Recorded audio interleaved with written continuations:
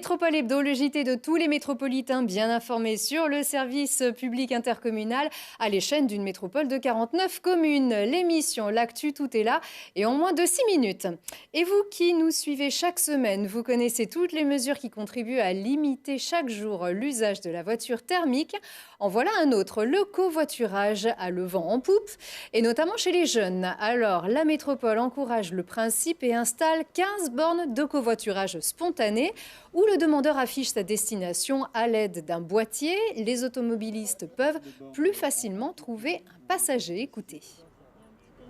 La pratique finalement du covoiturage, donc de l'autostop, une forme d'autostop, en l'organisant, nous a amené à réfléchir à ce projet dans le cadre d'un appel à projet national, à imaginer que ici à Cessin, mais également à Sassenage, nous puissions avoir des lieux où puissent s'arrêter des véhicules qui se rendent dans une des deux directions, dans lequel la personne qui a besoin de se faire transporter indique précisément par un écran lumineux: je vais à Villard-de-Lans, je vais à Saint-Nizier, je vais à Clé, je vais, etc., etc., de façon à faciliter la vie de l'automobiliste qui peut prendre tout simplement un autostoppeur.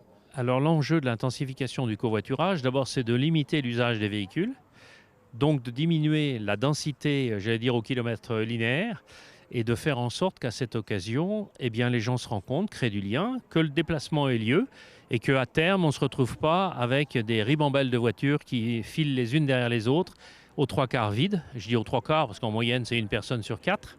Et qu'à terme, toujours pareil, on arrive effectivement à créer un moyen parmi d'autres, parce qu'il y en aura d'autres certainement, ce n'est pas le seul, mais c'est un moyen, et que les gens puissent choisir en toute clarté.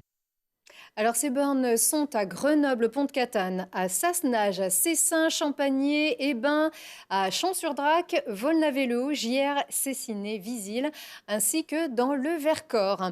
Et comme toutes les actions environnementales sont ultra transversales, direction vos poubelles, qui normalement sont moins lourdes et surtout divisées en plusieurs paquets. Mais concrètement, que devient le produit de vos efforts de recyclage en quittant l'usine Athanor?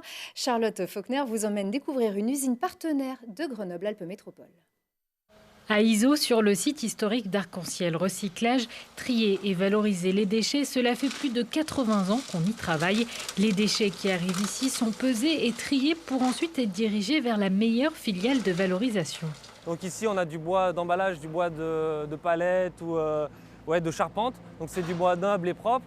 Il va partir en chaufferie sur Grenoble ou d'autres chaufferies pour faire de la chaleur pour les réseaux de distribution de la ville. Ensuite, là-bas au fond, on va voir du plâtre. Et ça, il va être recyclé aussi à 100% et à l'infini. C'est-à-dire qu'on va l'envoyer dans une usine qui va le concasser, le broyer et sortir que le gypse des autres matériaux polluants, donc le papier ou le bout de rail de placo, etc. Et ensuite, là, on arrive à notre quai carton, papier de bureau ou carton d'industriel.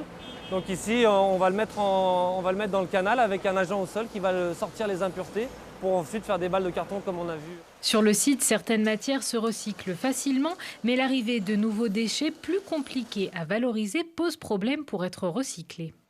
Et là, on a plus de difficultés, c'est les matières en mélange, les jouets qui ont une pile, on parle de trottinettes électriques beaucoup en ce moment, on parle de véhicules électriques beaucoup en ce moment. C'est des véhicules électriques, par exemple, ils ont des batteries que nous ne savons pas recycler et on ne sait pas démonter un véhicule électrique.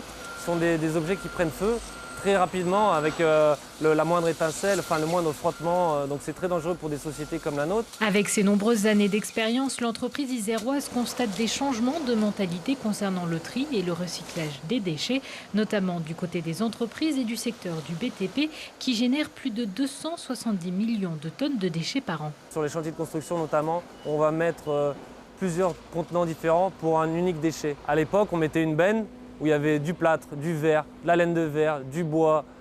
C'était tout en mélange, donc très difficile pour nous de trier et de valoriser. Grâce aux étapes de stockage, de tri et de valorisation, l'entreprise affiche un taux de recyclage de plus de 80% des déchets qu'elle traite. Et puis, s'il est impossible de circuler ce dimanche sur la presqu'île, c'est soit parce que la tempête va sévir, soit parce que les courageux coureurs du Grenoble Equiden vont profiter des joies de cette course par équipe, la plus populaire du département. C'est dimanche matin. C'est fortement soutenu par la métro qui, bien sûr, a une équipe, voire plusieurs équipes engagées, dont Télé Grenoble, bien sûr. On en reparle très vite. Merci de nous avoir suivis.